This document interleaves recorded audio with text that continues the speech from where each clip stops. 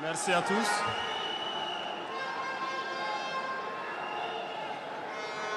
Bonjour,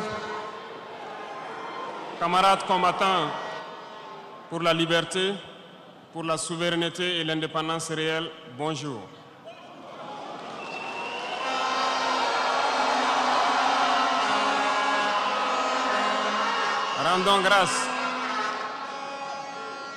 Rendons grâce à Dieu qui a permis à ce que ce jour 11 juillet ait lieu et que nous puissions nous retrouver dans cette cuvette du Palais des Sports pour échanger autour de l'avenir de notre patrie. À l'issue donc de votre décision le 25 mai dernier de nous confier la destinée de notre patrie pour 5 ans encore. Soyez-en remerciés.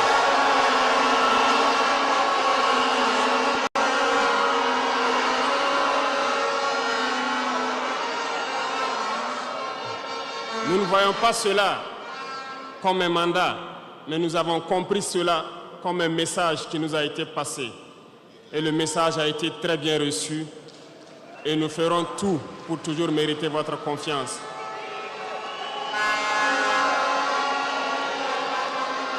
Permettez-moi également de rendre un vibrant hommage à toutes ces forces de défense, ces forces de sécurité intérieure, nos vaillants volontaires pour la défense de la patrie et toutes ces populations qui vivent dans ces zones à fort défi sécuritaire et qui tiennent debout.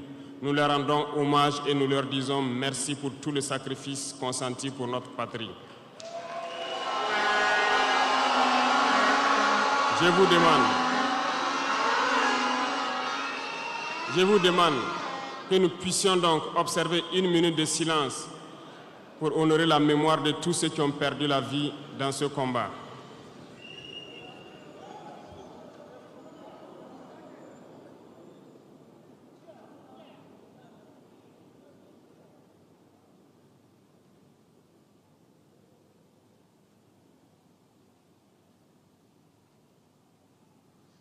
Je vous remercie.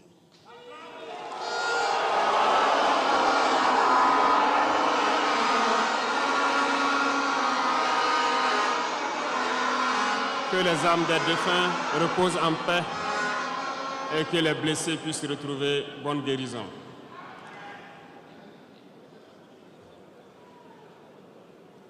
Camarades, l'émotion est grande, certes, mais permettez-moi que j'articule mes propos en 3 phases. La première phase va concerner l'étape à partir de laquelle je vais vous expliquer comment est-ce que nous voyons ce monde. La deuxième phase, nous allons nous consacrer à vous expliquer pourquoi nous devons continuer à nous battre. Et après, l'étape la plus importante, ça sera de vous décliner de façon sommaire la vision pour l'avenir, si je peux m'exprimer ainsi.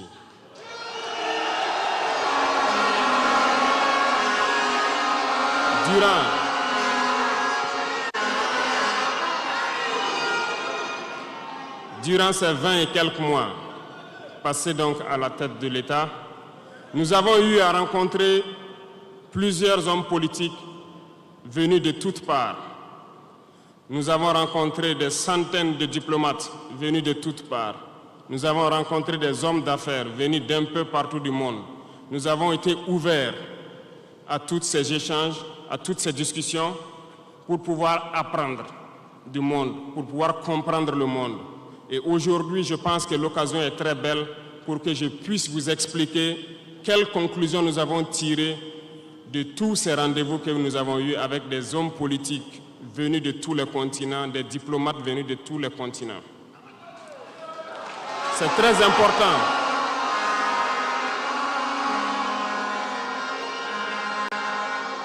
C'est très important la conclusion que nous avons tirée et ça doit vous permettre de comprendre le monde.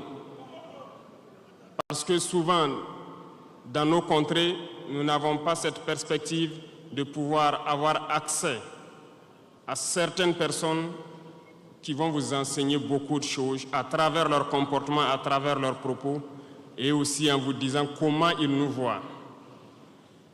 Camarades, Dieu a créé le monde avec tout ce qu'il y a comme bonheur, comme malheur, comme bien, comme mal, les humains, les génies, les animaux et tout ce qui va avec. Mais nous, humains, avons décidé de faire du monde autre chose. Chez les impérialistes, ils ont une vision du monde que je m'en vais vous expliquer. Le monde se résume en un triangle pour eux. Vous verrez le triangle dans la plupart de leurs insignes. Peut-être que vous ne comprenez pas, mais le monde se résume en un triangle. Pour eux, au sommet du triangle, se trouve l'empire du bien. Et l'empire du bien, c'est eux. C'est la prospérité, c'est tout ce qui est positif. C'est eux qui ont droit à tout ce qui est bonheur sur ce monde. C'est eux qui ont droit à toutes les richesses. C'est à eux d'imposer leur manière de voir le monde. C'est à eux d'imposer leur vision, leur mode de vie. Voilà pourquoi, pendant la colonisation ou leur conquête, je dirais, ils venaient vers nos terres et ils disaient qu'ils ont découvert nos terres parce que pour eux, nous sommes des sauvages. Nous n'avons rien de comme eux, en fait. Donc, ils nous appelaient des indigènes. Et c'est eux, le peuple. Ils s'arrogent tous les droits. Et pour eux, le monde doit marcher comme ce qu'ils veulent. C'est simple. Je prendrai quelques exemples. Regardez à travers leurs films. Ils ont préparé l'esprit de leur peuple pour les faire comprendre qu'ils sont les meilleurs. C'est eux qui doivent tout posséder. Vous ne direz pas le contraire. Dans tous leurs films qu'ils propagent, vous trouverez toujours les méchants. Ce sont soit les Russes, soit les Sud-Américains, soit les Noirs qui jouent les mauvais rôles de trafiquants de drogue, de proxénètes, de trafic d'humains, jusqu'à un passé récent, bien sûr. Vous trouverez les Arabes qui jouent le rôle des terroristes. Voilà un peu comment ils perçoivent le monde.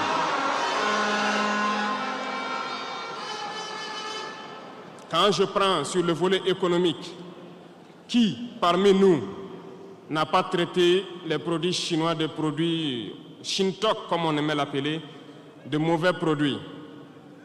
Mais aujourd'hui, j'ai pu vous dire qu'on a tout tort, parce que la Chine est à un niveau de technologie assez avancé, et c'est en Chine que la plupart de ces pays viennent s'approvisionner, mettent leur marque dessus et nous revendent comme étant leur propriété. Regardez autour de vous. Nos entrepreneurs qui sont dans le BTP ne diront pas le contraire. Tous leurs engins aujourd'hui sont chinois. Ceux qui font le transport ne diront pas le contraire. Ils nous ont menti parce que nous avons fait le tour du monde un peu dans ces 20 mois pour chercher des entreprises, pour chercher des usines. Et nous avons compris que tout revenait là-bas. Mais par leur communication, ils nous ont amenés à détester tous les produits chinois, à vouloir nous faire comprendre que ce qui est bon venait de chez eux, pas forcément d'ailleurs. C'est simple. Remonter le temps. Pour mieux comprendre ce que je dirais, il faut remonter un peu le temps. Et j'espère que certains iront lire. Qui sont les tsars, les conquêtes mongoles, les empires perses, turcs et ottomans? Lisez leur histoire, vous comprendrez pourquoi le monde est ainsi fait. À la base du triangle, il y a deux empires. D'un côté, l'empire du mal, selon eux, et l'empire des esclaves de l'autre côté. Voilà comment ils voient le monde. Qui est-ce qu'ils appellent l'empire du mal? Ceux dont je viens de citer tout de suite l'origine, et je vous ai dit de remonter le temps, allez-y lire, vous comprendrez pourquoi ils sont l'empire du mal à leurs yeux. Ils combattent l'empire du mal. Pour eux, l'empire du mal doit disparaître. Pour eux, l'empire du mal incarne le diable. Ils communiquent et ils le font comprendre à leur peuple ainsi. Voilà pourquoi après la Seconde Guerre mondiale, dans les années 80, je prendrai le cas de la Russie où tous les stratagèmes ont été mis en œuvre pour l'effondrer avec le président Gorbatchev. Aux États-Unis, c'est le président Ronald Reagan qui était à la manœuvre. 3 stratagèmes principaux ont retenu notre attention. Ils sont allés donc au niveau de l'Arabie Saoudite les demander de baisser le prix du pétrole de 35 $ à 7 $ pour faire écrouler l'économie russe. Parallèlement à cela, le deuxième stratagème, n'oubliez pas quelque chose, ces mêmes personnes qui viennent de quitter l'Afghanistan, soit disant qu'ils combattaient les talibans ont été reçus par le président Ronald Reagan à la Maison-Blanche. Ils ont été armés par la CIA. Les fameux missiles Stinger, Sol-Air, ont été livrés aux talibans pour combattre les Russes. Et plus tard, ils viennent supposer les combattre. Allez-y comprendre. Le troisième stratagème, c'était un bluff. Le projet IDS, Star Wars. Lisez, vous comprendrez pourquoi ils ont amené le président Gorbatchev à créer le projet Paulus qui a enfoncé la Russie. Une fois que la Russie s'est effondrée, ceux qui se prétendent être de l'empire du bien ont commencé à juguler, jusqu'à ce que vienne cette équipe avec Vladimir Poutine pour essayer de remonter la Russie en surface.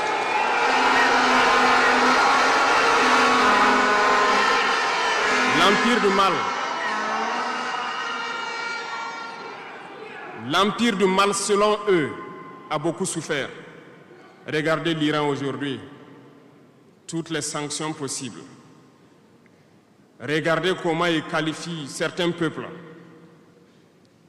Par la communication, ils peuvent arriver à vous amener à faire détester un peuple ou à aimer un peuple. Ils sont très forts dans la communication et ils passent par tous les canaux possibles. Regardez les guerres qui sévissent. Ils ont tout inventé pour leur propre intérêt. Et enfin, l'empire des esclaves, selon eux, c'est l'Afrique et certains peuples d'Amérique du Sud.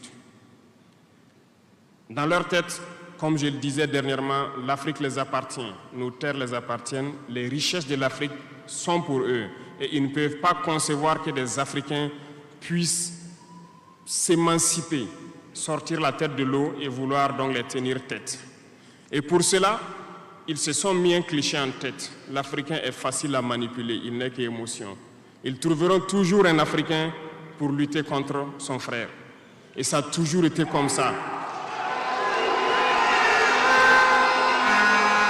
Par la communication, ils vous ont amené à détester votre propre couleur de peau. Dans nos cultures, et dans beaucoup de cultures, au Burkina Faso ici, le deuil était symbolisé par la couleur bleue. Lorsqu'une femme perd son mari, elle portait donc des tenues de couleur bleue pour faire son deuil pendant un temps donné. Ce sont eux qui sont venus vous dire que le noir symbolise le deuil, le diable, la médiocrité, tout ce qui est mauvais. Et malheureusement, nous avons tellement avalé ça que lorsque nous sommes en deuil, nous nous mettons également en noir.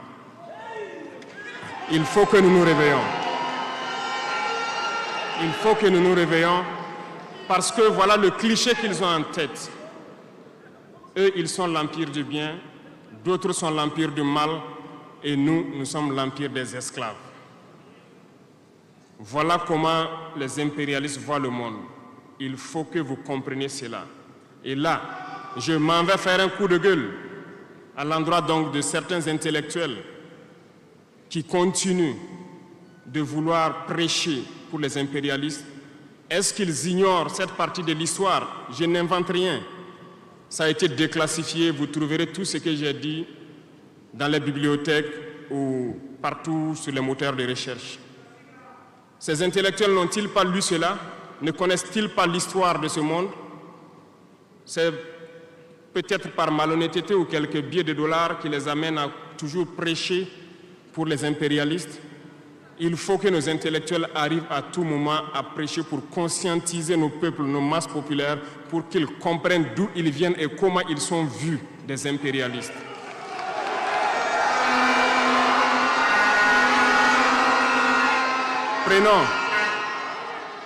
Prenons l'histoire de quelques guerres. Vous avez suivi la guerre d'Irak. Un gros mensonge qui a été inventé, soi-disant de possession d'armes de destruction massive.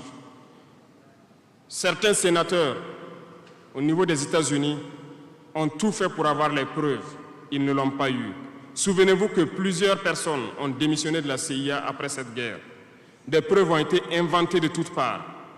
Des services secrets occidentaux les ont aidés à fabriquer des preuves.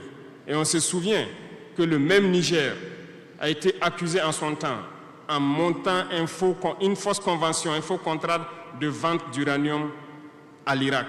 C'est le même processus qu'ils ont voulu amener la dernière fois pour soi-disant que le Niger vend de l'uranium clandestinement à l'Iran. C'est déjà vu. Ils ont prétexté cela, ils n'ont pas eu de preuves. Même les Nations Unies ont trouvé finalement qu'il n'y avait pas de preuves tangibles de présence d'armes de destruction massive. Mais ils avaient leur objectif, il fallait détruire l'Irak. Ils ont détruit l'Irak. Ils ont créé l'État islamique. Tout comme ils ont créé les talibans dans les années 80.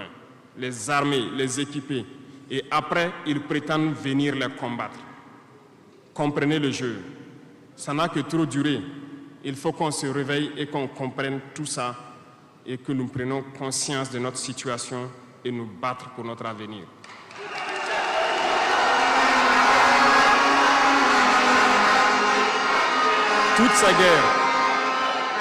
Toutes ces guerres ont été inventées, passant par l'Irak, la Syrie, la Libye, dans le but de déstabiliser le monde à leur profit, parce que nul ne doit pouvoir les égaler.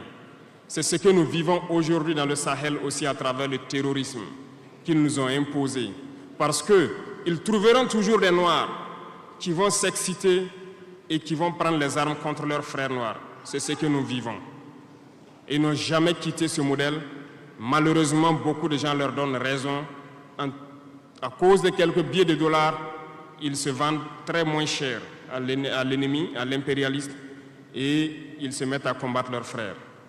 Je voulais faire ce petit historique du monde pour que vous compreniez comment l'impérialisme voit notre monde.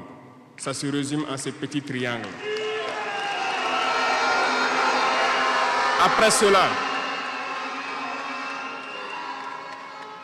dans cette deuxième phase, je dois vous expliquer pourquoi nous devons nous battre. Une petite histoire. En 2015, à Tombouctou, lorsque nous avons rencontré, j'étais chargé de la sécurité donc, de la plateforme aéroportière. Dans les patrouilles, nous avons rencontré des individus qui rôdaient autour. Un de ces individus était manchot. Je lui ai fait comprendre que c'était dangereux de rôder autour de la base parce qu'ils peuvent se faire tuer. Il m'a dit qu'il voulait se faire tuer, il voulait mourir. Et j'ai cherché à comprendre leur histoire. Certains étaient fous, d'autres étaient normaux, mais ils cherchaient à mourir à cause du terrorisme. Ils nous ont expliqué que lorsque les terroristes sont rentrés à Tombouctou, le manchot qui m'expliquait ça, un soir, les terroristes se sont pointés à son domicile. On voulu violer sa femme devant lui. Il s'est opposé. Ils sont repartis. Le lendemain, on est venu le pêcher à la maison, l'amener à la place publique. On l'a accusé de vol. On a tranché sa main, on l'a battu. Il est reparti à la maison. Son fils, qui avait 16 ans, qui s'occupait de sa main, ils sont revenus. Ils ont violé la femme. Ils ont enlevé son fils. Ils ont continué à violer sa femme pendant des jours, jusqu'à ce que la femme se suicide. Et ils ont amené son fils, il n'a plus retrouvé son fils. Et lui, il préfère mourir. Voilà pourquoi il marche autour. Le jour qu'une sentinelle va lui tirer dessus, ça lui fera plaisir. D'autres ont connu le même sort. Ils ont été enlevés de chez eux parce qu'ils refusaient que les terroristes touchent à leurs femmes ou à leurs filles. Et le lendemain, on vient les soustraire, on les amène à la place publique, on les battait à sang. Et après, ils allaient faire leur sale besoin. Beaucoup de familles ont été détruites ainsi. Ce sont des criminels, des violeurs, des bandits, des trafiquants de drogue qui sont armés et qui sèment désolation dans nos contrées. Ils ne le font au nom d'aucune religion. Malheureusement, ici au Burkina Faso, certains villages se sont laissés compromettre par ces individus. Je parle en connaissance de cause. En 2022 à côté, j'ai été chercher avec mon unité dans un village parce qu'ils ne voulaient pas que nous restions là-bas parce qu'ils sont en bonne entente avec les terroristes. Ceux qui m'écoutent, ils savent de quoi nous parlons. Plusieurs autres unités sont témoins. Certains villages ont refusé catégoriquement que des FDS foulent leur sol parce qu'ils sont en bonne intelligence avec les terroristes. Nous leur avons fait comprendre qu'il n'y a pas d'alliance possible avec ces criminels parce que c'est eux qui décident du jour où le pacte se rompt. Plus tard, je pense que beaucoup de villages ont compris cela. Lorsque le pacte s'est rompu, ils sont revenus sur les réseaux sociaux pour appeler au secours. Nous y avons été. Mais c'est pour dire, peu importe ce qu'ils viendront vous dire, peu importe les flatteries possibles, peu importe le pacte que vous avez signé avec eux, le jour qu'ils décident de mettre fin au pacte, ils viendront tuer et mettre fin au pacte. Il n'y a pas d'alliance possible avec les terroristes. Il n'y a pas d'alliance possible avec ces criminels. Ils sont à combattre. Un point, c'est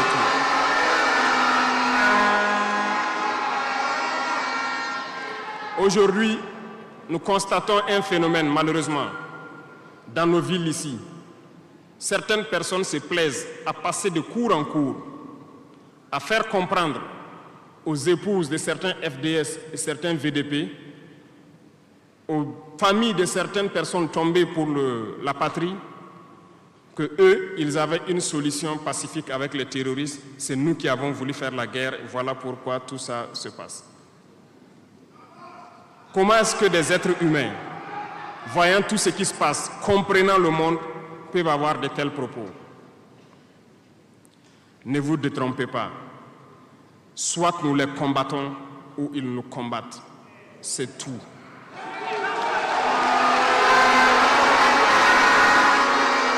Les gens se cachent. Ces gens se cachent soi-disant derrière un semblant de dialogue ou de négociation. Encore, ils vont vous ramener à traîner dans la boue. C'est ça l'objectif de l'impérialisme, que le fléau dure, que ça dure dans le temps, que vos États ne soient pas structurés et qu'on continue de profiter de vos richesses. Plus ça dure, plus ça les arrange. Et malheureusement, ces individus qui passent de cour en cour font le jeu des impérialistes. S'ils m'entendent, qu'ils arrêtent maintenant, parce qu'ils iront combattre eux-mêmes.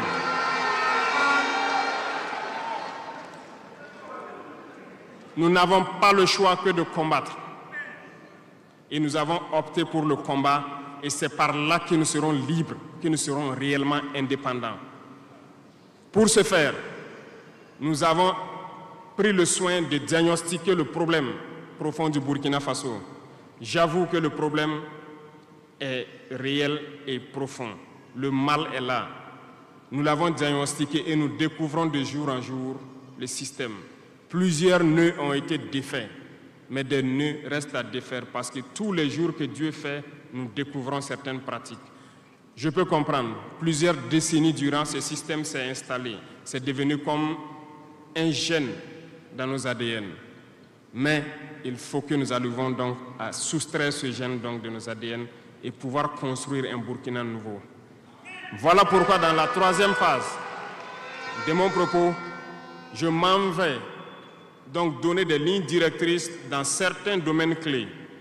Nous ne donnerons pas de détails sur notre programme, si on peut le dire ainsi, parce que quand le programme est connu au détail près, ils vont anticiper, ils vont poser des obstacles sur nos routes et nous empêcher d'atteindre nos objectifs. Mais nous pouvons donc nous résumer en quelques mots. Parlant donc du domaine de la défense et de la sécurité, comme vous le constatez, nous avons opté pour le combat. Et pour cela, nous avons doublé presque les effectifs dans nos forces armées. Nous continuons de recruter et je pense que dernièrement des recrutements ont été lancés côté officiers et sous-officiers, et bientôt, dans quelques jours, le recrutement pour au moins 10 000 soldats devrait être lancé. Nous continuerons à renforcer les effectifs pour faire face, parce que où que vous soyez, malgré le recrutement qui a été fait, il y a toujours le besoin de militaires. Partout au Burkina Faso, certains villages continuent de vouloir la présence militaire. Donc, il y a lieu de continuer à recruter et à équiper. Et je peux vous assurer que nous sommes sur cette lancée. Depuis janvier 2023, nous avons pu lancer un programme d'équipement. C'est vrai, le monde est fou, il y a la guerre partout. Aucune nation ne prend son équipement et vendre, on fabrique pour vous. Ce qui a fait que ces équipements ont traîné près de 18 mois, mais les premiers ont commencé à venir, comme vous avez pu le constater la dernière fois, et les équipements vont continuer à venir, parce que nous voulons que le niveau de notre armée atteigne un niveau jamais égalé dans la sous-région.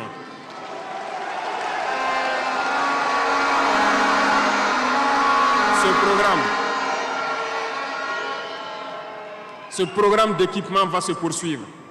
Et c'est vous, les acteurs de ce programme. Parce que depuis que nous nous battons, j'ai pu vous dire, ces soi-disant amis du Burkina qui étaient là depuis longtemps, qui sucent nos richesses, même une seule cartouche de Kalachnikov, nous n'avons reçu de personne pour faire notre combat. C'est vous qui payez. Et nous continuerons à faire corps avec notre peuple pour pouvoir mener cette lutte. Nous avons des partenaires qui ont accepté de nous vendre des équipements et qui ont même proposé de pouvoir nous livrer des équipements stratégiques et que nous puissions payer dans le temps. Nous leur en remercions pour ce geste.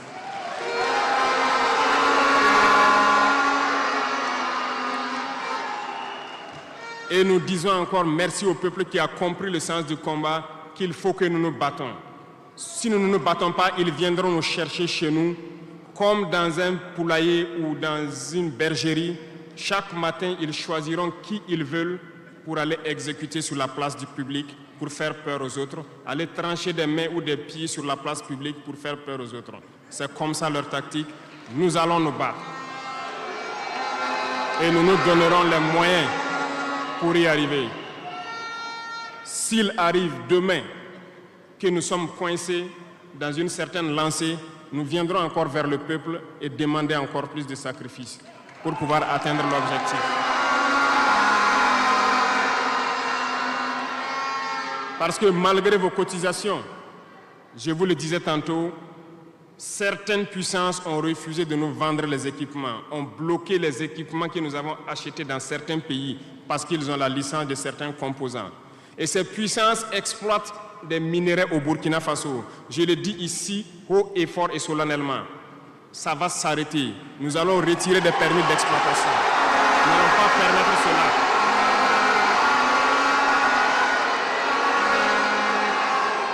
Vous ne pouvez pas exploiter nos ressources et refuser de nous vendre des équipements, faire bloquer nos équipements. Nous n'allons pas accepter qu'ils s'attendent. Nous allons récupérer nos permis d'exploitation et nous allons l'exploiter nous-mêmes.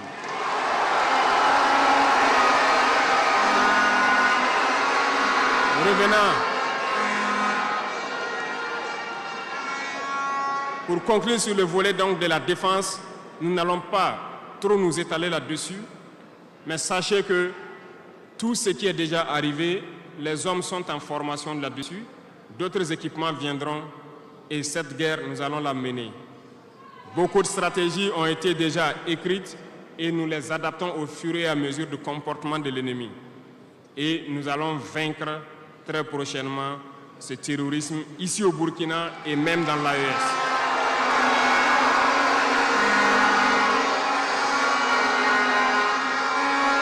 Pour ce qui concerne le domaine donc de la fonction publique, pendant longtemps, nous avons passé le temps à mettre en garde un certain nombre d'acteurs. Mais nous avons compris que le phénomène est tellement profond. La corruption, la mauvaise gouvernance dans les différentes administrations, le manque d'éthique persiste. Certains organes ont été donc mis en place dans le cadre de la lutte contre la corruption, Et dernièrement, certains arrêtés ont été pris pour ce qui concerne les primes de dénonciation. Le dernier acte à poser sera fait avant donc, la fin de ce mois. C'est un organe qui devra siéger dans tous les ministères pour s'auto-saisir de certains dysfonctionnements, des actes de corruption et pouvoir agir. Et ces organes seront prêts. Parce que nous avons beaucoup de gros travailleurs aussi dans l'administration, mais qui sont mis à l'ombre, qui sont souvent mis à l'écart. Parce que pendant longtemps, ce sont les plus corrompus, les plus malhonnêtes qui ont été mis à la lumière, c'est eux qui bénéficient de tous les avantages. Et je dis donc aux travailleurs de faire attention à ces individus qui sont en train de perdre leurs privilèges, parce qu'ils vont continuer de vous manipuler, de vous intoxiquer et de vous envoyer dans de mauvais pâturages. Faites très attention à ces individus qui sont en train de perdre leurs privilèges, parce que nous n'allons pas permettre à ce que une soi-disant élite donc, qui avait été programmée s'arroge tous les droits donc, dans nos différentes administrations. Le dernier organe sera mis en place avant la fin de ce mois et le travail réel va commencer. Vous entendrez dire un peu partout à l'issue de ça que nous ne respectons pas certains textes, nous ne respectons pas certaines lois, mais il n'y a pas de loi ou de textes qui tiennent dans cette lutte lorsque c'est pour l'intérêt de la patrie. Qu'ils se le tiennent pour dire donc nous allons aller dans ce sens. Nous avons donc dans le processus du recrutement adopté une ligne de conduite. Nous sommes en train de faire un diagnostic, de vérifier les présences et de voir les besoins. Il n'est pas exclu qu'au cours de l'année, certains concours soient lancés pour augmenter des effectifs dans certains endroits. Certes, il y a eu d'abord une vague de concours qui a été lancée, mais dans tous les milieux, ils sont en train de faire le point. S'il y a besoin, je dis bien s'il y a besoin, nous continuerons encore de recruter pour être à un niveau acceptable et pouvoir faire fonctionner les différents organes donc, du pays pour le bonheur donc, des masses populaires. Dans le domaine donc, de la diplomatie, nous avons opté pour une diplomatie commune dans l'AES. Toutes les décisions vis-à-vis donc, des partenaires, que ce soit africains ou à l'étranger, seront prises à l'unanimité au sein de l'AES. Mais nous avons aussi opté pour une diplomatie de vérité. Nous ne comptons pas nous mettre dans certaines logiques de mentir ou de couvrir la réalité, soit disant que c'est la diplomatie. C'est faux. Ce n'est pas là la diplomatie. Je puis vous dire que ce que vous voyez en superstructure, lorsque les gens viennent en audience et sortent pour parler au micro, ce n'est qu'une partie visible de l'iceberg. Ce qui s'est passé à l'intérieur dans les huis clos, ça n'a rien à voir avec la diplomatie. Et nous sommes donc inscrits dans cette logique de dire clairement les choses au peuple. Certains vont nous critiquer, d'autres même iront à dire que non, un chef d'État ne doit pas parler comme ça, un chef d'État ne doit pas faire ça. Mais nous leur disons que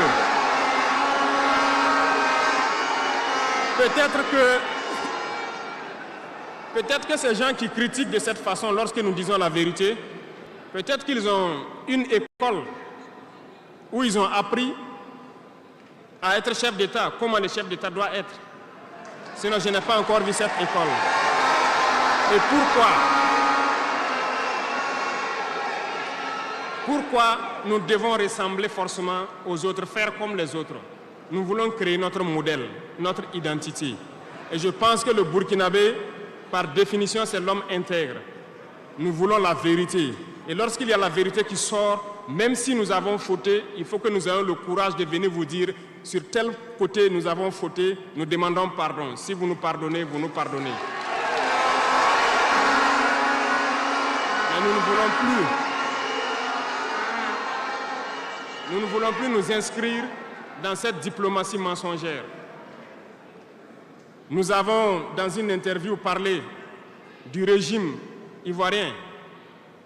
Certains Burkinabés sont montés sur leurs chevaux et critiqués. Je le dis, j'insiste et je persiste. Nous n'avons rien contre le peuple ivoirien, mais nous avons quelque chose avec ceux qui dirigent la Côte d'Ivoire.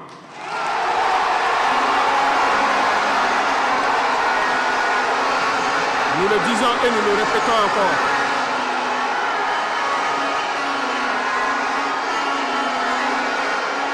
Laissez-moi vous dire quelque chose.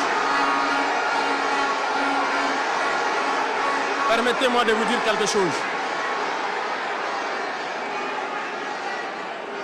Il y a bel et bien à Abidjan un centre des opérations pour déstabiliser notre pays.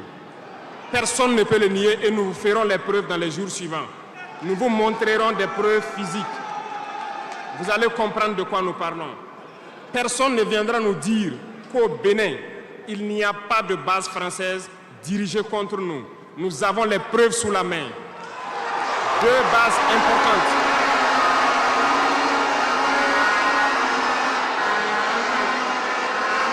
Nul ne peut le contester. Et je les mets au défi. Et nous n'avons rien contre le peuple béninois. Là, nous avons un problème avec la politique des dirigeants béninois. Et nous le disons haut et fort encore. Dans cette diplomatie, nous avons décidé de dire la vérité. Il y a bel et bien 2 bases. Une vers Kandi et l'autre en allant vers Porga ou je ne sais pas quelle localité. Des pistes ont été réaménagées à plus de 3000 mètres de long. Des avions atterrissent. Les gens équipent et forment les terroristes là-bas. Nous avons des enregistrements audio d'agents français au Bénin là-bas qui se jouent le centre des opérations des terroristes. Ils montent les opérations avec eux. Ils les aident à se soigner. Ils font tout ce qu'il y a là-bas. Nous avons tous les détails sur eux. Et vous ne voulez pas qu'on le dise à notre peuple? On va le dire. Si vous ne le voulez pas, s'ils ne le veulent pas, qu'ils arrêtent de se comporter ainsi. C'est simple. Nous n'avons forcé personne à prendre son indépendance. Si vous décidez de rester dans votre situation, mais ne prenez pas vos pays pour en faire des bases arrêts parce que ce sont vos populations qui vont en souffrir après. Et ce n'est pas une bonne politique. Nous le disons par expérience, et je le répète toujours, le Burkina a été une base arrière pour déstabiliser certains pays. Et ce n'est pas bien.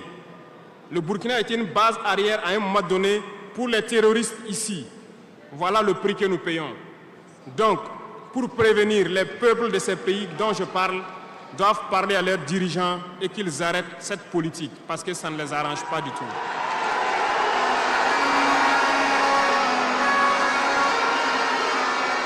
Pour venir, dans le volet communication et culture, nous avons lancé plusieurs initiatives. Au cours de l'année 2024, vous avez pu célébrer avec nous donc, le mois donc, de consommation locale. Nous avons eu les journées traditionnelles, le mois du patrimoine. Beaucoup d'activités ont été menées. Nous allons continuer à ramener donc, en surface, donc notre culture, parce que c'est de là que nous retrouvons notre identité. Nous allons continuer des actions dans ce sens, à mettre en valeur notre culture, à mettre en valeur donc nos coutumes et à mettre en valeur le vivre burkinabé. Et nous souhaitons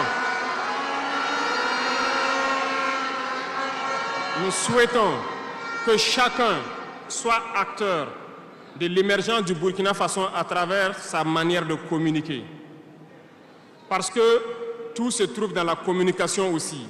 Vous avez suivi dernièrement la guerre communicationnelle qui a été dressée contre nous et ça continue, ça ne va pas s'arrêter.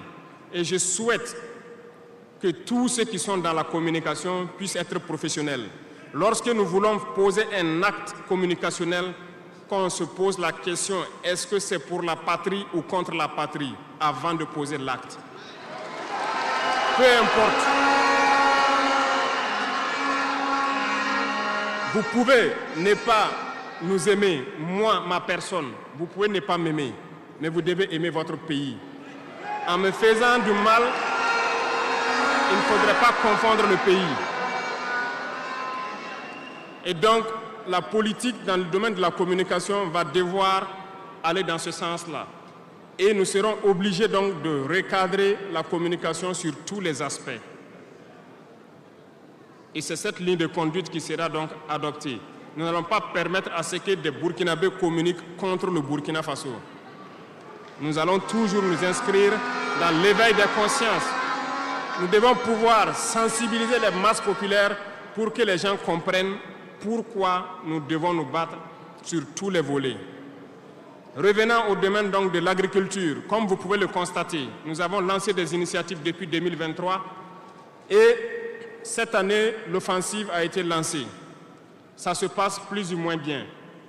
J'aimerais donc que les gens comprennent que nous avons décidé d'accorder une grande part de notre budget et de notre temps aussi au monde agricole.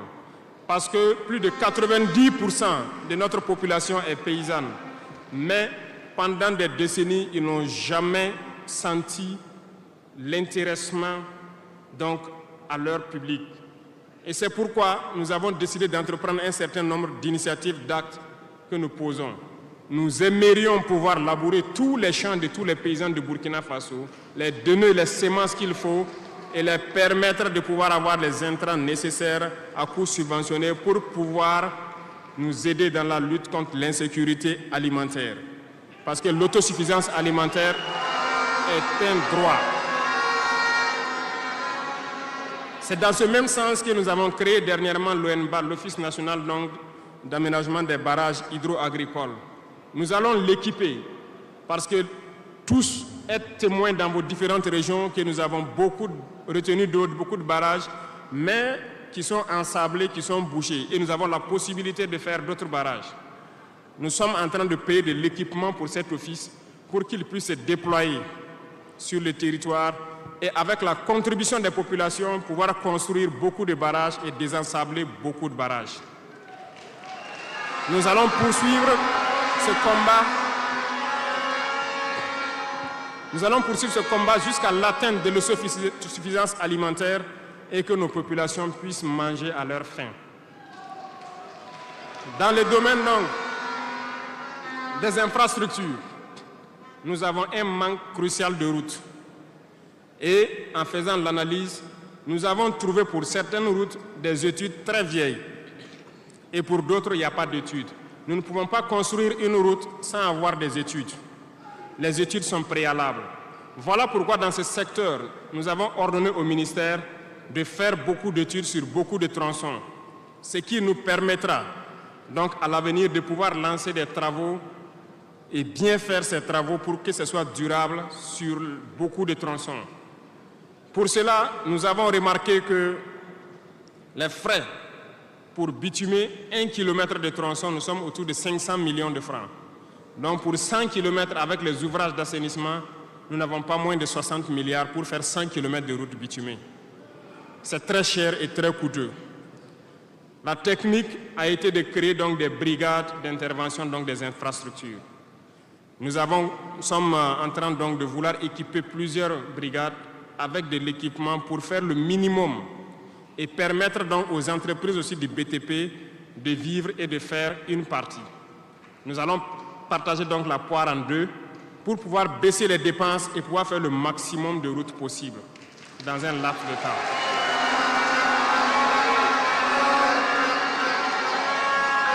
Cela donc a déjà commencé et nous allons poursuivre au cours donc de ces 5 années dans ce processus pour que dans toutes les régions, nous puissions quand même pouvoir rallier le maximum de chefs-lieux de province et que nous puissions faire écouler nos marchandises et que les personnes puissent se déplacer sereinement.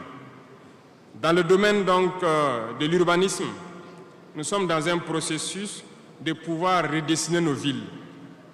Et si vous remarquez, les villes sont trop grandes, si je me prends Ouagadougou, mais les infrastructures d'assainissement et autres ne suivent pas. Ça fait que nous pataugeons dans la boue et nous n'avons pas assez d'assainissement. Ça nous crée beaucoup de maladies qui peuvent donc amener des épidémies. Nous avons un processus de pouvoir concentrer les villes à travers donc des constructions en hauteur. Pour cela, nous avons un plan que nous avons établi pour pouvoir aller d'un quartier et concentrer le maximum et maintenant étendre aux autres quartiers. Certainement, si les gens sont déplacés dans ces quartiers, beaucoup de terres vont se libérer pour pouvoir maintenant dessiner de bons plans pour nos villes. Nous allons commencer par des villes, un certain nombre de villes d'abord, et pouvoir l'étendre à toutes les autres villes. L'urbanisme doit pouvoir donc nous amener à jouer sur le volet de la santé. Parce que si l'urbanisation est bien faite, il y a un bon nombre de maladies telles que la dengue, le choléra et certaines maladies liées aux eaux sales qui stagnent dans nos rues. Nous allons donc avoir un bon résultat dans le domaine sanitaire. Ce qui m'amène donc dans le volet de la santé. Nous avons décidé depuis un temps de rehausser le plateau technique d'un certain nombre de CHR, d'équiper certains centres donc de scanners et d'appareils qui puissent permettre aux citoyens d'avoir des examens adéquats et à moindre coût. Nous allons continuer dans ce processus. Voilà pourquoi nous avons lancé l'initiative présidentielle pour la santé au Conseil des ministres passé. Il s'agira de créer ce que nous avons appelé des centres de santé communaux. Et dans ces centres de santé, nous avons intégré un minimum de services qui doivent être servis aux populations. Il s'agira de l'imagerie, c'est-à-dire tout ce qui est échographie et radiographie, des banques de sang et aussi des laboratoires, pour que les populations des différentes provinces et communes, certaines communes, n'aient pas à se déplacer ou avoir besoin d'ambulance pour une transfusion sanguine, amener des malades vers certains centres, qui peuvent d'ailleurs ne pas arriver à cause de l'état de la mauvaise route. Donc, cette initiative est déjà lancée et nous allons faire en sorte que nous puissions commencer avant la fin de l'année la construction des premiers centres et leur équipement. Nous allons le poursuivre au fur et à mesure jusqu'à la limite donc de nos moyens pour pouvoir donner une santé, un système de santé fort à toutes nos populations. Nous ne voulons pas voir quelqu'un quitter sa localité pour venir vers un CHR pour une radio ou pour une transfusion sanguine. Donc, c'est bien possible. C'est bien possible parce que je reviens encore à nos impérialistes qui nous ont pillés pendant longtemps. Regardez, leurs simples hôpitaux pour leurs animaux sont plus équipés que nos centres de santé. Ce n'est pas concevable. Nous pouvons atteindre ce niveau et nous avons décidé de nous battre pour atteindre ce niveau. Le ministère a été instruit aussi de former le personnel nécessaire pour équiper ces centres-là au fur et à mesure que nous les mettons en place, parce que ça nécessite des professionnels engagés. Et pour être plus pointu, nous avons remarqué que nous avons des médecins assez posés, prenant l'exemple de ceux qui opèrent le cœur. Nous sommes en train donc de les accompagner pour pouvoir avoir un institut vraiment assez équipé et les permettre de faire certaines chirurgies du cœur sur place parce qu'ils en ont la capacité. C'est l'équipement qui les manque. On attend leur point de situation pour pouvoir les aider et les soutenir. Beaucoup d'autres spécialités ont fait leurs preuves et nous ferons tout pour les accompagner donc dans ce sens. Dans l'initiative, il est prévu aussi des centres de réanimation dans certains CHR qui n'en disposent pas. Parce qu'il nous a été dit qu'après plusieurs opérations, des patients souvent décèdent du fait de manque de centres de réanimation. Donc c'est un tout complet que nous sommes en train de mettre en œuvre pour pouvoir renforcer le système de santé. Et nous sommes convaincus que si les Burkinabés mangent à leur faim et que l'urbanisation est bien faite, nous avons déjà gagné en termes de santé sur beaucoup de plans. Et il faut l'accompagner maintenant avec l'équipement.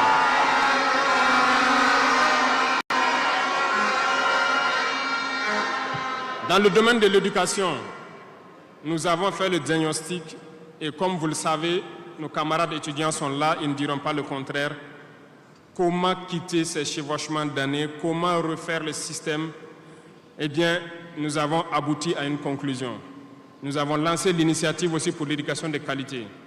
Ça va intégrer tous les volets, de la maternelle jusqu'à l'université. Les premiers bâtiments devront donc pousser aussi avant la fin de l'année.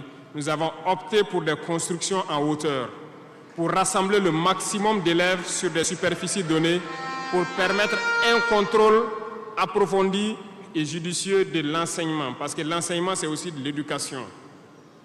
Et au finish, nous devrons avoir des complexes dans la plupart de nos communes, qui vont de la maternelle jusqu'au secondaire, et les centres universitaires doivent voir leur capacité augmenter aussi. Quand nous prenons aujourd'hui nos salles de classe à 3 classes qui sont construites un peu partout, la saison des pluies a commencé, les intempéries encore sont venues nous montrer que ce n'est pas la bonne option. Voilà pourquoi nous ne voulons plus faire ces centres isolés avec des petites maisons de 3 salles et nous allons passer à des constructions à hauteur pour avoir le maximum d'élèves dans un espace donné et l'encadrement conséquent pour une éducation de qualité. Beaucoup d'autres choses seront initiées dès le primaire. Nous allons revenir à certains fondamentaux de discipline et d'instaurer donc un certain nombre de valeurs à inculquer aux plus jeunes depuis le primaire pour qu'ils soient de bons citoyens de demain.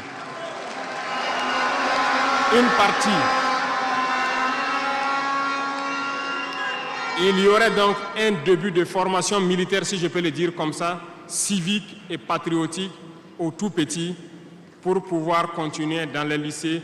Et le programme national donc au niveau du SND est en train de muter. Le texte était venu en conseil, nous l'avons renvoyé avec des amendements pour que les travailleurs qui sont en activité actuellement puissent aussi passer dans ce centre pour avoir une formation militaire. Et ça va s'organiser à tour de rôle sur des périodes bien précises. Tout est une question de discipline, parce que par excellence, la formation militaire doit pouvoir discipliner les gens. Donc nous allons inculquer un certain nombre de valeurs au niveau donc de notre éducation. Revenant donc au centre universitaire, avant aussi la fin de l'année, nous allons commencer la construction d'un certain nombre d'amphithéâtres. Et plus tard, lorsque les moyens le permettront, nous partirons sur le volet donc de la restauration et aussi des cités au niveau donc des différents centres universitaires. Mais nous commencerons par les amphithéâtres pour les permettre d'avoir donc où travailler pour que le décalage qu'il y a en termes donc d'années qui se superposent puisse se réduire considérablement. Nous avons fait une régulation budgétaire qui doit donc passer à l'Assemblée ce mois-là pour pouvoir donc initier toutes ces opérations. Qu'est-ce que cela veut dire? Nous avons diminué les dépenses de fonctionnement de l'administration pour pouvoir injecter ailleurs, notamment dans l'éducation et dans la santé. Ce programme donc, est prêt, il a été lancé et dans les jours à venir, vous serez témoins de l'évolution donc, de tout ce que nous sommes en train de vous dire. Et nous poursuivrons ce schéma tout au long donc, de ces 60 mois qui nous a été consacré. Revenant donc au domaine donc, des mines, je le disais tantôt, nous avons adopté une nouvelle politique.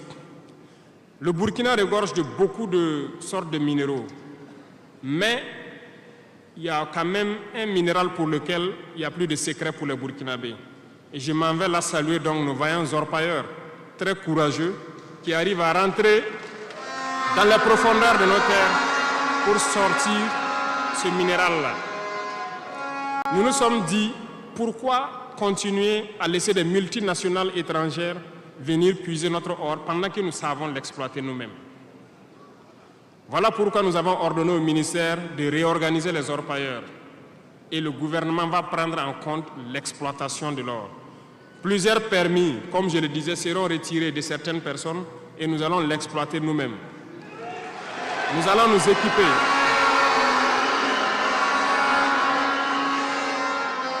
Nous allons nous équiper en machines pour le faire, mais même si nous n'arrivons pas à nous équiper de manière conséquente, nos orpailleurs ont fait leur preuve de courage et d'abnégation. Nous allons creuser nous-mêmes notre or et ça sera pour nous au Burkina ici.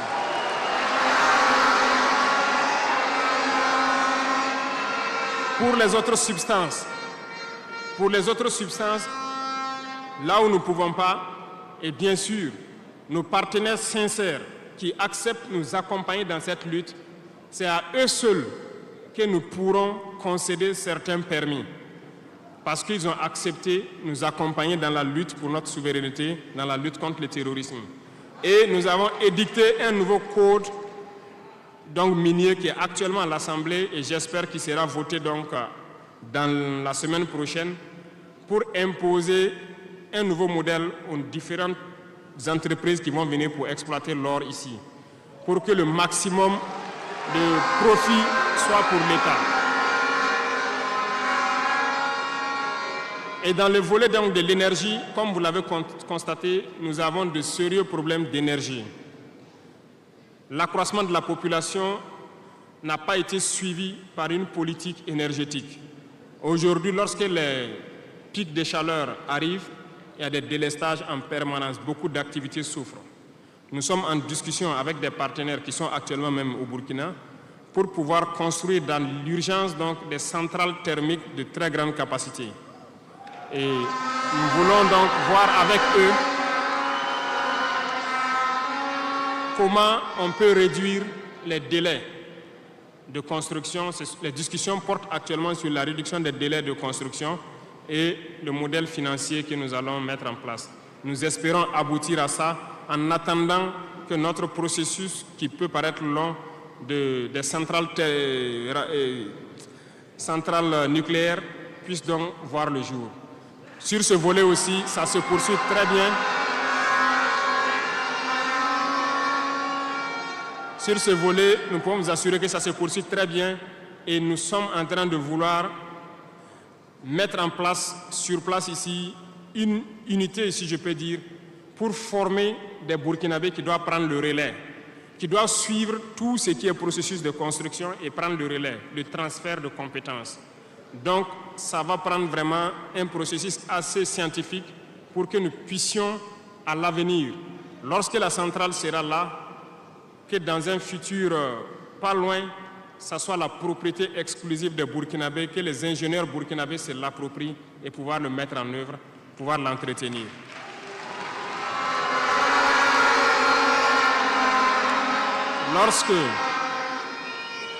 Lorsque les conclusions donc, des discussions qui sont en cours avec les partenaires pour la centrale thermique verront le jour, nous allons vous mettre ça à disposition.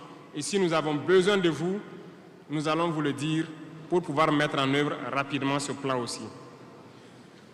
Parlant donc du domaine de l'économie, qui tient beaucoup à cœur, nous sommes en train de mettre en place un processus.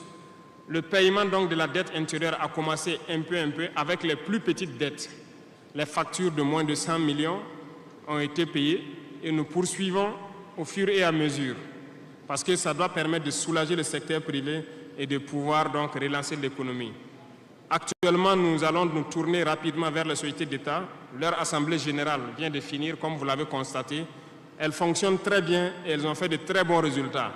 Nous allons partir donc des sociétés d'État, soustraire un peu sur leur DAT pour soulager l'économie et faire tourner, soulager la dette intérieure et faire tourner l'économie. Donc dans les jours à venir, s'il plaît à Dieu, beaucoup d'entrepreneurs doivent être soulagés après donc, la signature de conventions avec les sociétés d'État. Mais nous sommes en train, donc dans le secteur minier, comme je vous l'ai dit, de prendre une certaine indépendance. Ça doit nous permettre donc de pouvoir avoir un bon nombre de ressources en matière de finances, mais aussi et surtout le volet de l'industrialisation qui doit venir combler ce volet économie-là, parce que nous dépensons beaucoup à l'extérieur. Nous sommes en train de mettre en place tous les processus pour que nos devises ne sortent pas. En attendant, au niveau de l'AES, comme vous l'avez constaté, nous avons décidé de mettre en place une banque d'investissement et aussi un fonds souverain. Ce processus, donc, les techniciens sont là-dessus. La réflexion est en cours et nous espérons, dans un futur proche, qu'ils nous présenteront quelque chose de conséquent.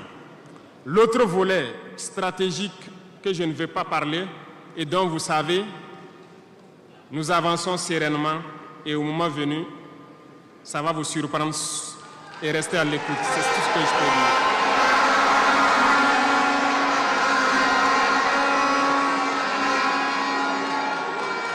Dans le volet commerce et industrialisation, nous avons aussi posé les diagnostics, comme je vous le disais. Actuellement, comme vous le constatez, nous avons énuméré un bon nombre de produits que nous importons de l'extérieur. Alors, nous sommes en train d'entamer un processus d'industrialisation. Il faut que nous arrivions à mettre le maximum d'industrie sur place pour transformer nos matières premières et pour pouvoir fabriquer ce que nous consommons. Nous sommes dans ce processus et nous discutons avec beaucoup de partenaires pour avoir le maximum d'industrie sur place.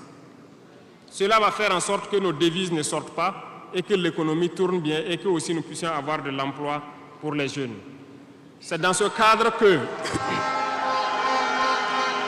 nous avons pris certains décrets pour faciliter la création des petites entreprises. Nous avons élagué tout ce qui est taxes durant donc un bon nombre d'années pour que les petites entreprises puissent se créer et vivre. Malheureusement, les petites entreprises se retrouvent confrontées aux besoins de financement. Il faut le dire, au niveau des banques, ça s'avère beaucoup compliqué pour qu'on puisse avoir des financements lorsque vous créez votre entreprise. Nous avons rencontré le monde des banquiers et comme je le disais, nous avons échangé, mais je ne suis pas du tout satisfait parce que le retour qui devait être fait pour que nous les accompagnions pour financer les petites entreprises n'est pas satisfaisant. Voilà pourquoi nous sommes en train de réorganiser nos fonds qui étaient disponibles au niveau de l'État. Nous les avons rassemblés en un certain nombre de fonds, tant au niveau de l'agriculture, tant au niveau donc du ministère de l'Emploi, pour pouvoir prochainement ravitailler ces fonds-là et pouvoir permettre aux jeunes qui créent les entreprises d'avoir des crédits et de pouvoir se lancer. Donc, et je profite interpeller donc le monde donc encore des banquiers de revenir avec des propositions parce que nous avons des solutions, mais peut-être pas de bonnes solutions pour eux. Mais il faut qu'ils reviennent un peu pour nous appuyer à pouvoir aider les jeunes à s'en sortir. Le cas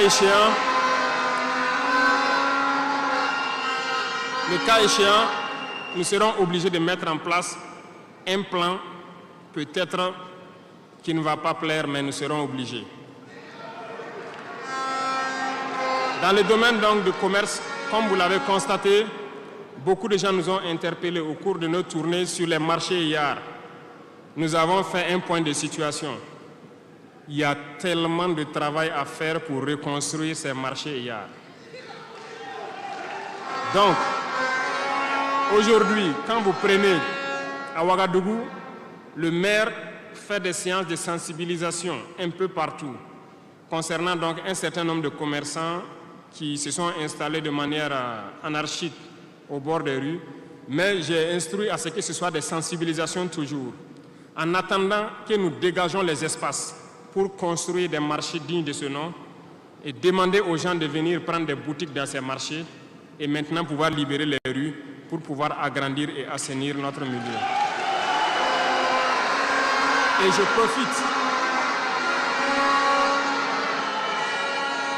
profite donc vous demander, vous aussi, population des villes, de nous aider dans cette phase de sensibilisation en vous sensibilisant vous-même pour ne pas aller construire autour des poteaux de la Sonabel qui sont un danger pour vous-même, de ne pas aller construire sur les caniveaux d'évacuation d'eau. Et je compte sur vous pour qu'on puisse donc atteindre cet objectif-là.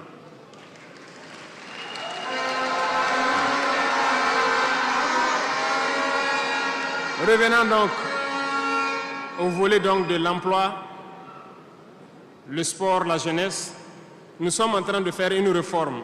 Il y aura un remaniement ministériel dans quelques jours où l'architecture des ministères va changer un peu.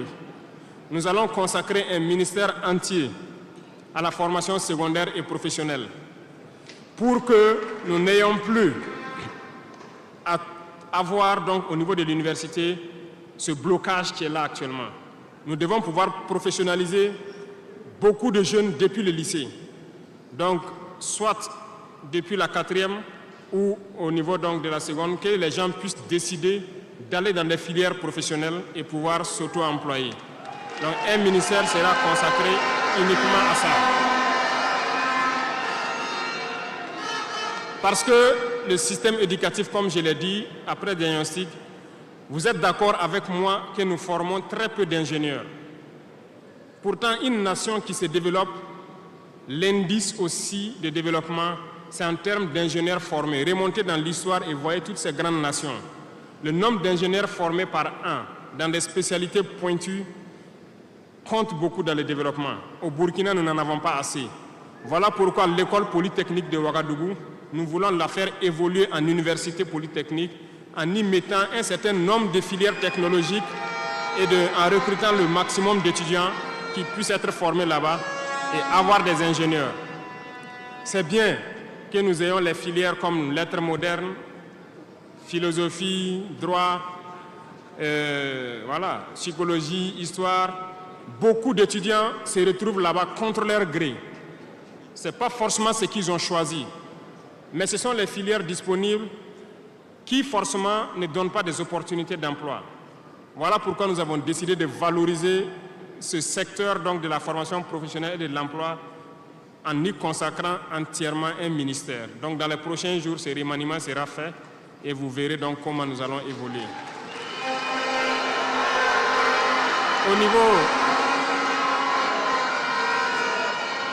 Au niveau du sport, la jeunesse et le sport, nous avons jugé nécessaire qu'il faut reprendre la main.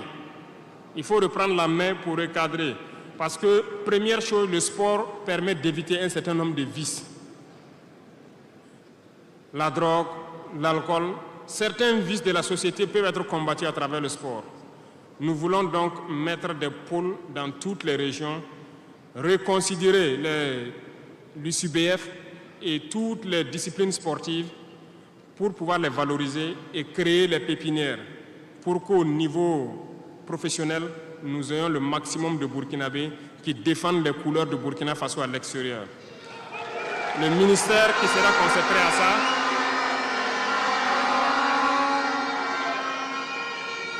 donc, il y a beaucoup déjà de textes qui ont été écrits et nous allons mettre en œuvre cela dès les prochains jours après le remaniement pour créer nous-mêmes ces espaces-là. Cela va demander à ce que nous puissions pouvoir unir un certain nombre de forces pour y arriver. Et je compte sur vous, au niveau de chaque région, de chaque province, de pouvoir avoir donc cette discipline sportive-là et de s'encourager à faire le sport, à pouvoir permettre d'identifier les talents et de les faire émerger. Donc, certains volets de la gouvernance, tels que la transition digitale, nous n'allons pas nous évertuer là-dessus parce que c'est un processus un peu nouveau. Nous sommes dans la dématérialisation pour pouvoir lutter contre la corruption et aussi faciliter beaucoup de choses aux usagers. Le processus a déjà été lancé et vous voyez tous les jours les applications qui sont créées qui nous permettent donc de pouvoir faire faciliter un bon nombre d'activités au niveau des usagers. Même au niveau de la justice, vous avez pu voir que les casiers judiciaires et les certificats de nationalité aujourd'hui peuvent s'obtenir facilement en ligne. Donc nous allons continuer dans ce processus également.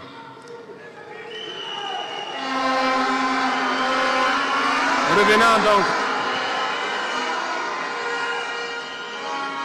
au domaine donc de l'humanitaire, nous avons donné donc instruction au ministère. C'est le ministère de la Femme, du Genre, de la Cohésion sociale et de l'action humanitaire. C'est eux qui traitent toutes ces questions.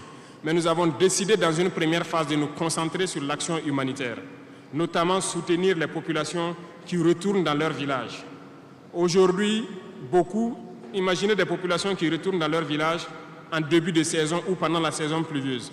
C'est très difficile pour eux de pouvoir se nourrir ce temps-là. Donc, certains volets peuvent sentir moins donc, la présence du ministère, notamment le genre et autres. c'est parce que nous avons donné instruction au ministère de se concentrer sur l'action humanitaire. Au fur et à mesure que les villages rejoignent, que les villages puissent avoir le minimum pour survivre. Et là, à partir des moments, nous pourrons donc nous intéresser à tous ces volets. Parce que la cohésion sociale dont nous parlons ne peut advenir que lorsque les gens mangent à leur faim d'abord. Un pauvre et un riche ne peuvent pas s'asseoir sur la même table et parler. Si l'un a faim et l'autre... Voilà, c'est compliqué. C'est ce que je passe mon temps à dire à tous ceux qui viennent nous parler de cohésion sociale. Quelqu'un ne peut pas avoir faim et quelqu'un qui mange à sa faim, vous voulez les asseoir pour parler à la même table, ce n'est pas possible. Il faut que tout le monde ait à manger d'abord.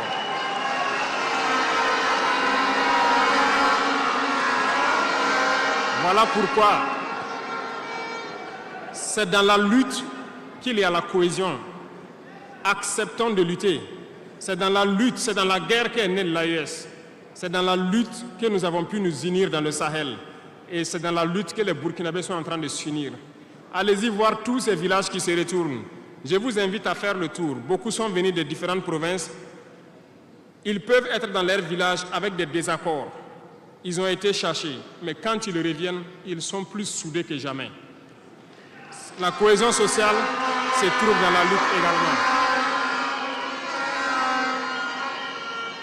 Et pour finir, j'ai laissé le domaine de la justice en dernier pour terminer donc notre vision dans ce domaine.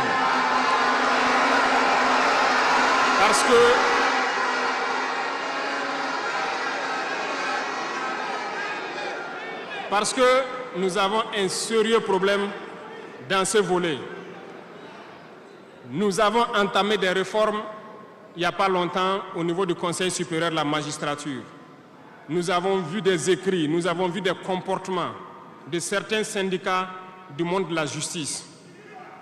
Très bien, certains ont tenté de boycotter tout ce qu'ils peuvent, mais comme le disait Diop, avec ou sans eux, nous allons avancer.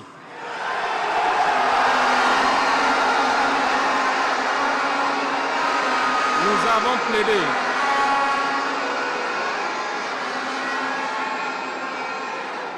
Nous avons plaidé pour une justice juste, si on peut le dire. Nous avons sensibilisé beaucoup les gens, mais nous nous sommes rendus compte qu'il y a beaucoup de brebis galeuses dans leur rang, malheureusement. Nous ne pouvons pas comprendre que, malgré tout ce que nous disons, il y a une justice pour le pauvre et une justice pour les riches.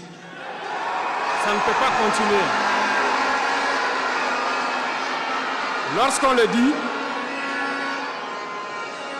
Lorsqu'on le dit, ils disent que nous ne devons pas parler de ça. Nous allons parler de ça et bien même. Parce que, remarquez jusqu'au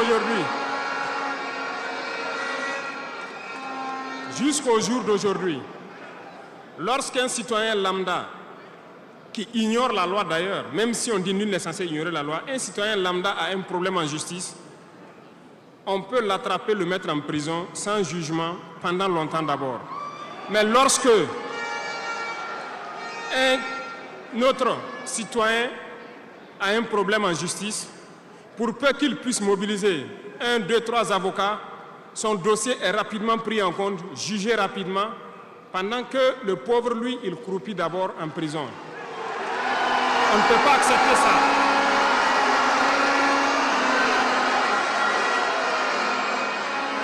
Il y a des choses, il y a des situations et il y a des choses sur lesquelles nous n'avons pas voulu nous prononcer par juste devoir de réserve, parce que nous sommes à un certain niveau, on ne veut pas parler en premier. Mais nous allons rompre ce tabou-là. Ça ne peut pas continuer comme ça. Il faut que les gens changent de manière d'être. Beaucoup de gens sont toujours en prison sans jugement. Nous allons lancer une campagne bientôt pour juger ces gens-là qui sont en prison pendant des mois sans être jugés. Parce que nous ne pouvons pas payer des gens et vouloir encore qu'on paye lorsqu'il y a un jugement. ces pratiques vont cesser. Ça fait partie du fonctionnement. Et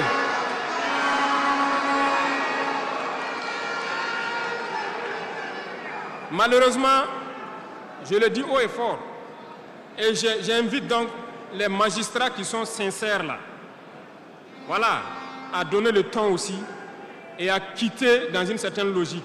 Parce qu'il y a beaucoup de brebis galeuses dans leur rang. Il y a des magistrats corrompus qui se cachent derrière des syndicats pour poser un certain nombre d'actes.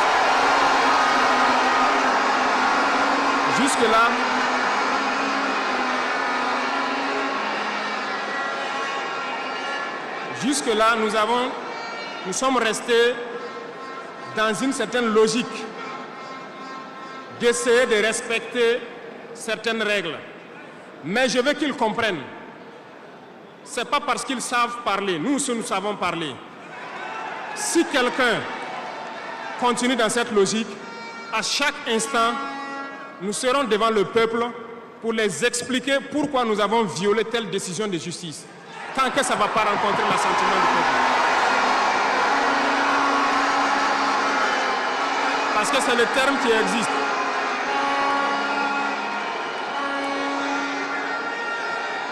La patrie d'abord, la patrie avant tout. Si une mauvaise décision est prise, soi-disant pour protéger certains individus qui nuisent à la patrie, nous allons nous opposer. Et nous n'allons pas permettre que la décision soit exécutée. Et nous allons expliquer pourquoi nous nous opposons. Le Conseil supérieur de la magistrature a été modifié dans son architecture. Ils seront installés, si ça n'a pas déjà été fait, et ils vont commencer le travail. Tous ceux qui avaient les dossiers, des magistrats qui avaient été pris la main dans le sac, qui ont des dossiers, on va remettre tout à jour, ils seront jugés aussi, comme les autres.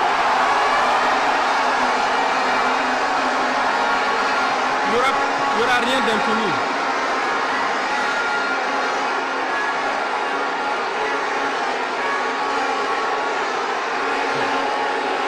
Ils sont au courant.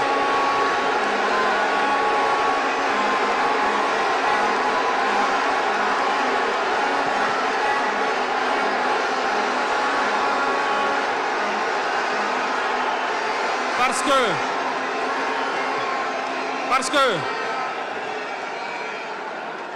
l'injustice est un fléau qui détruit la société. Oui, l'injustice est un fléau qui détruit notre société. Et il faut que ce soit clair. Certains diront qu'on n'avait pas besoin de le dire ici, on avait besoin de le dire. On les met en garde et ça sera fait. Ils vont le voir dans les jours à venir. Et c'est une mise en garde en même temps au nouveau Conseil supérieur de la magistrature qui sera mis en place de prendre au sérieux tous les dossiers. Certaines personnes ont été forcées à la corruption. Certains opérateurs économiques ont été escroqués, forcés à la corruption par certains membres de la justice. On a ouvert pour qu'ils puissent venir dénoncer ces individus-là. Ils vont être jugés également. Nous voulons une autre forme de justice.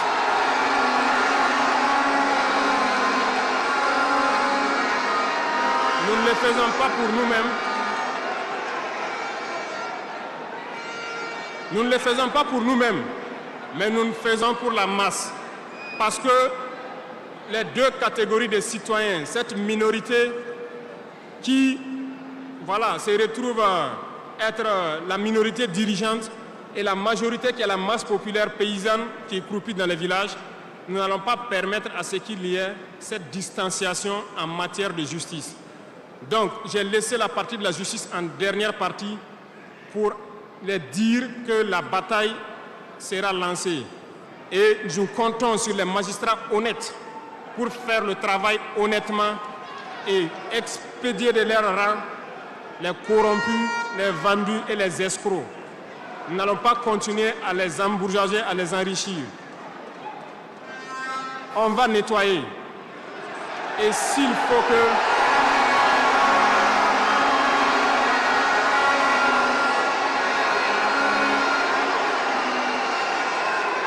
Et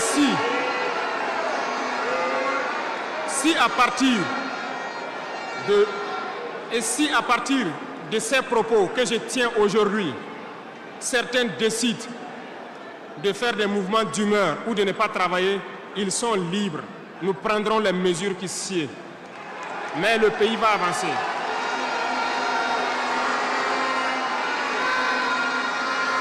Tout Burkinabé a besoin de dignité.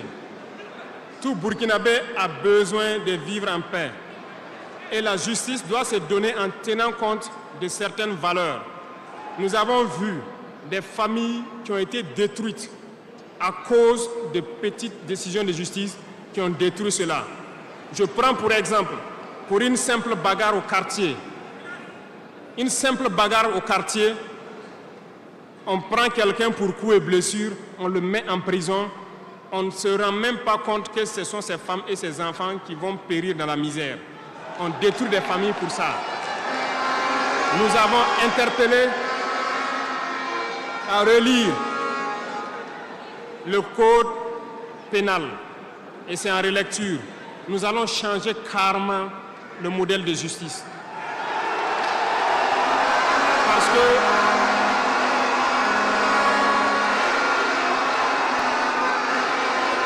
nous l'avons dit et nous le prêchons. Il y a plein de fautes. Il y a plein de fautes qui peuvent trouver un solutionnement sans être forcément la prison. Et je peux vous promettre que dans ces 5 ans, nous allons faire en sorte pour diminuer de manière drastique le nombre de prisons et augmenter le nombre de travailleurs dans nos plaines, parce que nous allons récupérer nos plaines.